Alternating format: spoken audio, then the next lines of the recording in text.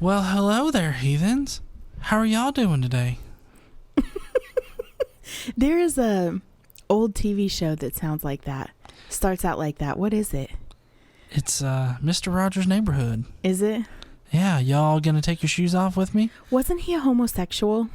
No, he was a Presbyterian. Don't be daft. He was a good man, too, despite being Christian. Okay. There are a lot of good Christians out there.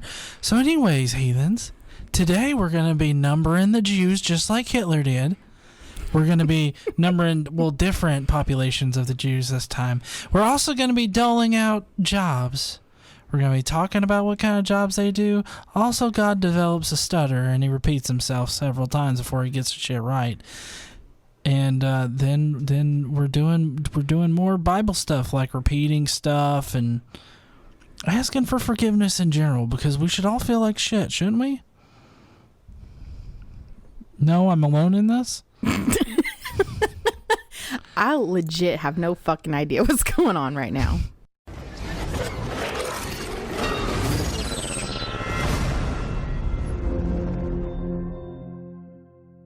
What's up, heathens? How are y'all guys doing today? How you doing, KC? Hi, y'all. I'm doing good.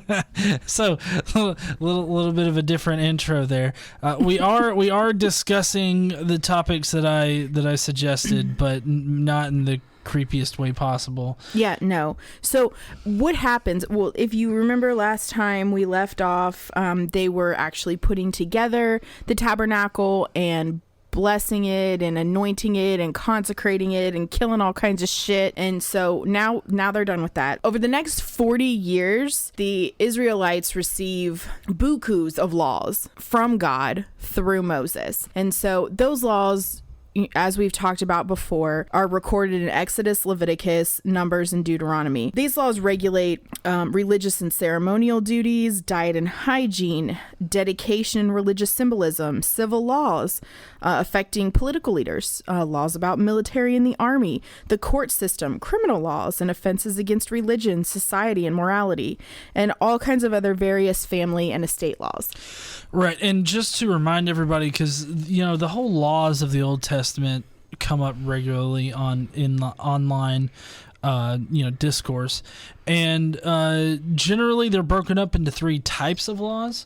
There's ceremonial laws, there's God's moral law, and then there is cultural laws.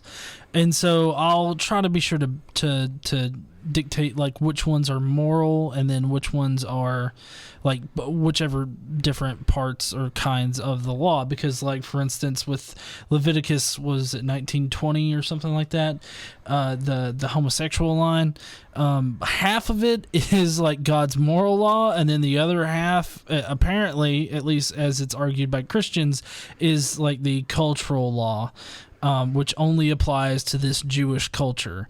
So, I mean, it's very, like they go to great lengths to explain away these laws, which I don't think we're getting into them today, right? No, we're not getting into the actual laws today. This is just the beginning of this, this section of law, and they're going to start counting the people, doing the census, getting more organized as a nation, because they're organizing themselves into a new nation. That's what Hitler was doing at first. Yes. He was organizing his nation. He was giving the Jews jobs because their previous jobs were fuck all. Well, I mean, they were bankers and bakers. Bankers and bakers. Oh, that's probably a bad thing, since the oven thing. Since the oven thing, But it's true. Well, they were very good bakers. It's true. Well, after World War I, Germany was kind of in an economic, distress, and there was a lot of different factors that went into it, but basically Hitler blamed the Jews for being greedy and having all the money, and it basically united the German people against a quote-unquote common enemy, which would be the Jews, but that's neither here nor there. Yeah, we're really going off topic here. This time, what we're going to talk about is, well, first of all, to start off, we're going to have the first Passover after Egypt. So it's been 2 years since they left Egypt at this point, right? And the Lord told Moses in Sinai that in the first month of the second year after they come out of Egypt, have the Israelites celebrate the Passover at the appointed time, celebrated at the appointed time at twilight on the 14th day of the first month of the second year, and in accordance with all its rules and regulations. And we went over all the Passover rules and regulations a while back.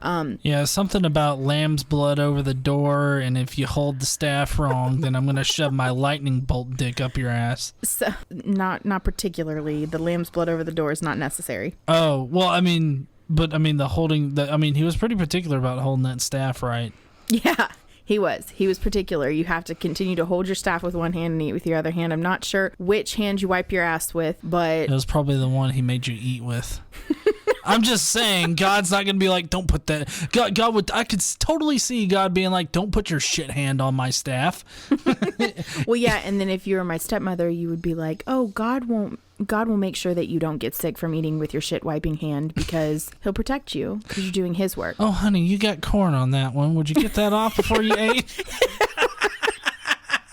That's so gross. You're so gross. Okay. So Moses told the Israelites what to do, and they did everything as the Lord commanded. However, they ran into a problem. Some of the Israelites could not celebrate the Passover on that day because they were ceremonially unclean on account of a dead body. I'm not really sure what happened with this dead body, but they're not clean and they're not allowed to celebrate Passover with the rest of them. So they don't know what to do. And in case you're keeping track in the Bible, this is Numbers chapter 9. So they asked what to do, and Moses said, hold up, I'll ask the big man upstairs. So he goes and he finds out, and basically they just tell him, wait a month, celebrate on the 14th day of the second month at twilight. So just wait a month and then you're clean. I don't really know how that works, but okay, maybe they needed their monthly shower. Like they hadn't had their bath. Yeah, I don't know. Maybe. I mean, you have to understand, this is a people who Moses got pissed off at, ground up a gold structure and made them drink it. Yeah, that was funny. Yeah, it was. Great prank there, priest or 2000 BC Logan Paul. Okay, so anyway, at this point in time, a month has passed since they erected the tabernacle. All right. And now it's time to number the people. So the Lord spoke to Moses in the tent of the meeting in the desert of Sinai on the first day of the second month of the second year after the Israelites came out of Egypt. He said, take a census of the whole Israelite community by their clans and families, listing every man by name one by one. You and Aaron are to number by their divisions all the men in Israel 20 years old or more who are able to serve in the army. So Moses also assigns a prince from each tribe to help them count, since there are like 2 million people in Israelite people. Now, keep in mind, this census is more like a military draft, kind of. They're only counting men 20 years or older. So when we get the numbers as we go through here, and we'll get the numbers of the tribe, that is only men 20 or older, men who are able to fight. But the Israelite nation is over 2 million people, according to historical sources. I'm doing the air quotes if you can't see me. I know you can't see me, but yeah, that's what's happening. I'm not going to read you the names of the people from all of the tribes. Do I need to read the names? I don't think so. No? Okay. So we're not going to do that. But these people were the heads of the clans of Israel. They were princes, and they were assigned to help count all the people. Well, the men 20 or older. So the tribes have to be registered, and Moses and Aaron took the men who had been given, and each of the tribes were registered. So you've got the 12 tribes of Israel, right? The first tribe that they counted was Reuben. And I'm going to read through this same section here that is repeated for each tribe, and I'm only going to do it one time. So this is the first tribe, and I'm going to read it through. From the descendants of Reuben, the firstborn son of Israel, all the men 20 years old or more who are able to serve in the army were listed by name, one by one, according to the records of their clans and families. The number from the tribe of Reuben was 46,500. Okay, so that whole section is repeated every time. The next tribe, second son of Israel, was Simeon. The number from the tribe of Simeon is 59,300. From the tribe of Gad, 45,650. Judah, 74,600. Issachar, 54,400. Zebulun, 57,400. Now the tribe of Joseph, if you guys remember, was split into two tribes from his two sons. So you've got Ephraim, and his tribe was 40,500, and Manasseh, and his tribe was 32,200. The tribe of Benjamin numbered 35,400. Dan, 60. My tribe of Dan. I'm gonna have t-shirts made up. It's all Tribe of Dan. 62,700. The tribe of Asher, 41,500. Naphtali, 53,400. So the number of fighting men is 603,550. And that actually works out. If you add all these numbers together, it actually does equal that. I'm kind of surprised because they really have a hard time with math in the Bible. So, maybe they were sitting there like, guys, we can't bullshit them at this point. We gave them numbers. They can just add. Who the fuck taught you adding? Right? Yeah. You may or may not have noticed one tribe was left off, and that's the Levites. Now, the Levites are designated as the spiritual leaders for the Israelite people. And they are counted separately. Their families are and clans are listed separately. They're all done separately, and there's a reason for it. We're going to get to it. Now what they do is they tell the tribes basically who's going to live together and where you're going to live to protect the tabernacle, right? Because the tabernacle is going to sit right in the middle, and everyone is going to basically build up around it. So now that the tabernacle's there, eastward of the tabernacle, the Israelites are to camp around the tent of the meeting some distance from it, each man under his standard and with the banners of his family. Yeah, you can't get too close to that shit or else God will kill you.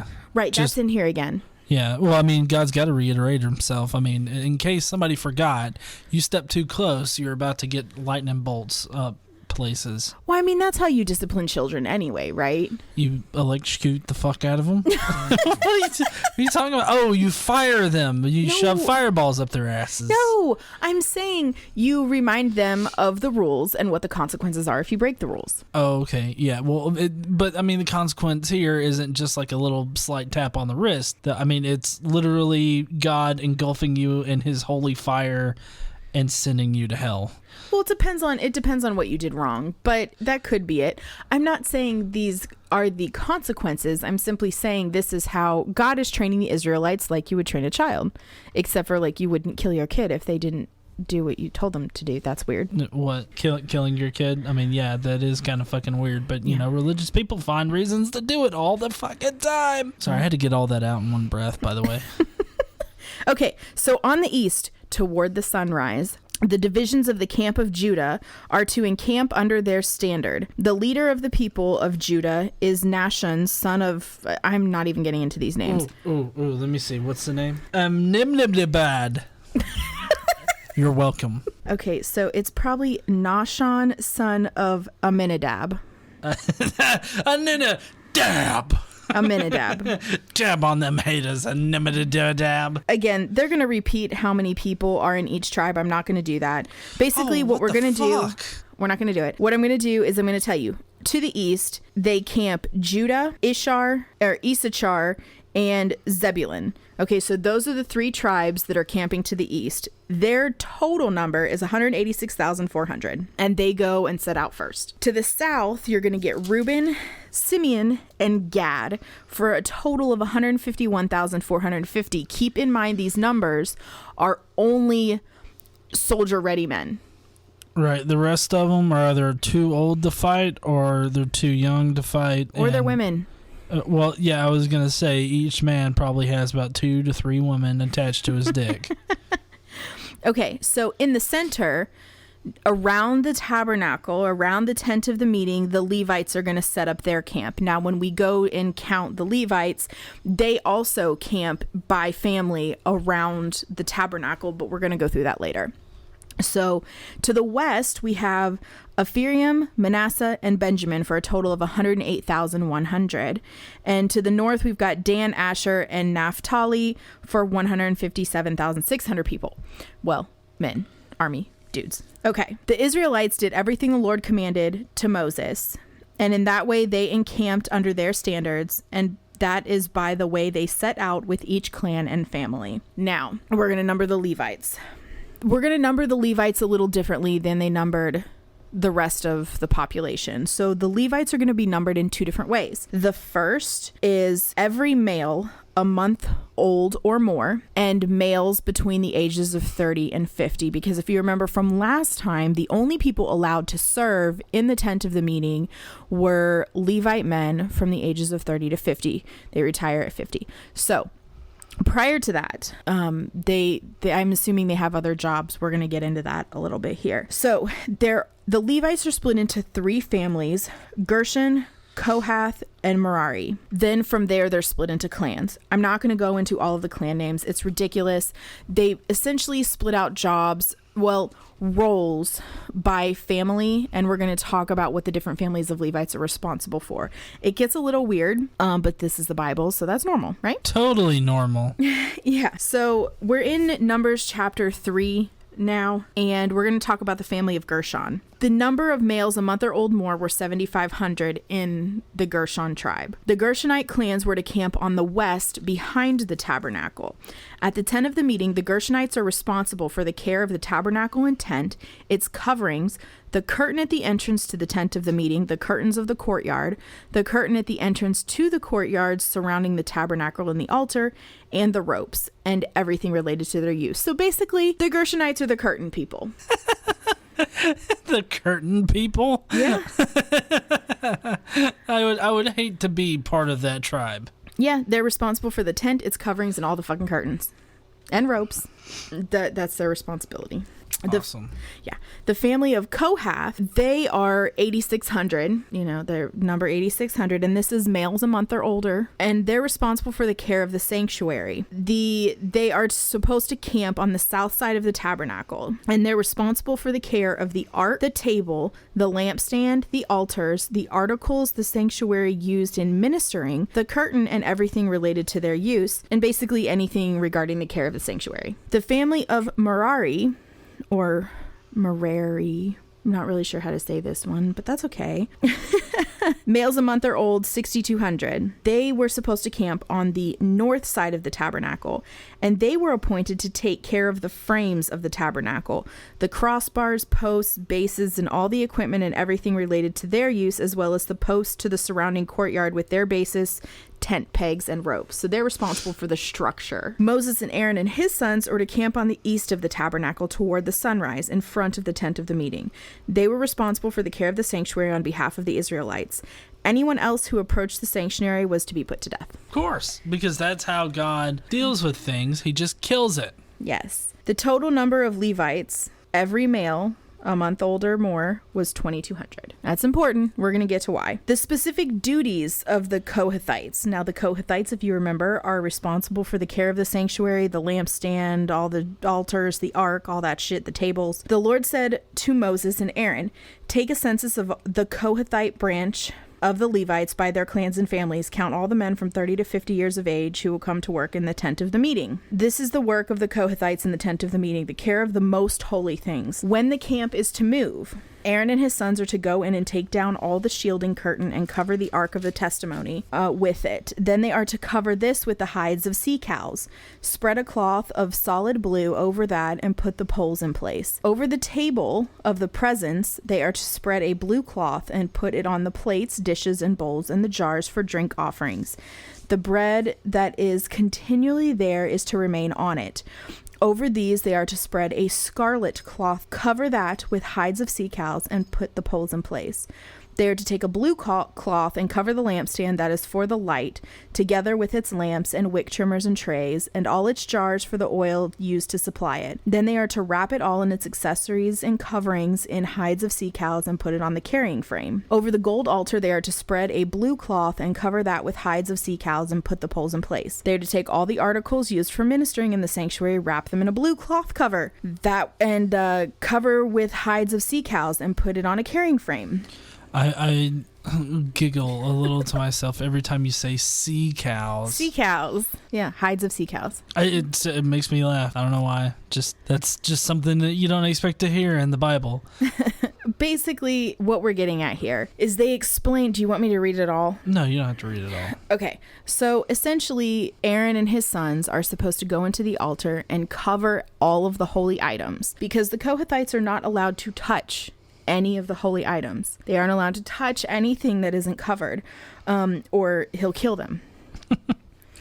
They aren't even allowed to look at the holy things, period, or he'll kill them. And that's in Numbers chapter 4, 17 through 20, if you care to look. So yeah, it's really interesting that even though these people are charged with caring for these things, they aren't allowed to see them or touch them. They're only allowed to carry them if it moves, if the tent of the meeting and all the tabernacle and shit moves. I don't know what they're supposed to do the rest of the time. Yeah, I don't know either. They're probably just supposed to sit around and, I don't know, pick their noses or something. I don't know. I also think it's funny that it matters what color covers the shit. Like, okay, so this shit has to have a blue cover, and this thing right here is important, and it has to have a red cover. Well, look, if anything, right, the thing that I know is that God has OCD, okay? He has to color code his shit, otherwise nobody knows where things go. Is it like paint by numbers? Yeah, except it's like, you know, organized by numbers or else I fucking kill you. Pretty much, yeah. So now the Gershonites,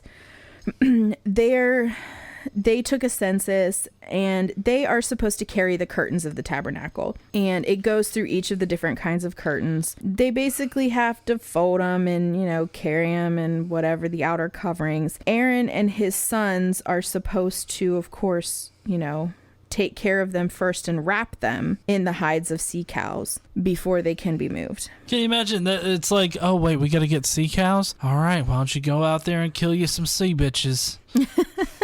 The Merarites, their duty is to carry all the frames of the tabernacle, crossbars, posts, bases, all of that shit. Each person has specific things that he has to carry, and Aaron is supposed to assign each person to carry specific things.